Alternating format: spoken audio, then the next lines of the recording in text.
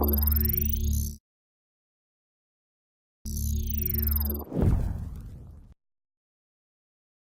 there, this is Reggie with SocialReport, and in this quick start video, we're going to show you how you can use SocialReport's social inbox and tasks feature in order to interact with events and be more efficient in managing your team's efforts.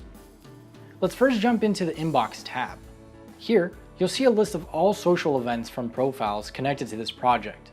In the first tab, you'll see the most recent messages from Facebook and DMs from Twitter. You can reply to these messages straight from your inbox. Any comments on your posts or even reviews coming in from Google My Business will show up here, and you can also respond to them. If you're looking for a more custom feed of your inbox, you can create a custom filter.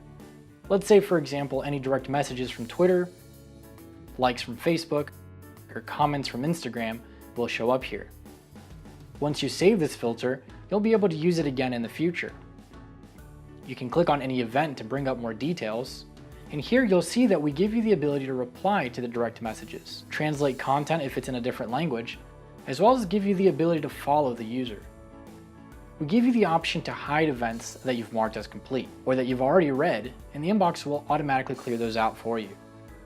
When working as a part of a team, assigning tasks can come in handy to help you have a more efficient workflow. We can click on any social inbox event and assign it as a task to a team member. We'll leave them a quick message, and if this is something urgent, we can mark it as a high priority and send them an email notification. You can categorize this task as a sales lead or support issue and save the task. In our task page, we'll be able to look at tasks assigned to us or look at all the open tasks. You can filter out tasks based on categories such as general, sales, or support, and you can also create a new task from here. This would be perfect for a more general task, not associated with events from the inbox.